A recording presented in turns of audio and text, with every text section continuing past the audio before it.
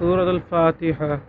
اعوذ باللہ من الشیطان الرجیم، بسم اللہ الرحمن الرحیم، الحمد للہ رب العالمین، الرحمن الرحیم، مالک یوم الدین، ایاک نعبد و ایاک نستعین، اہدنا الصراط المستقیم، صراط الذین انعمت علیہم غیر المغضوب علیہم ولا الضالین۔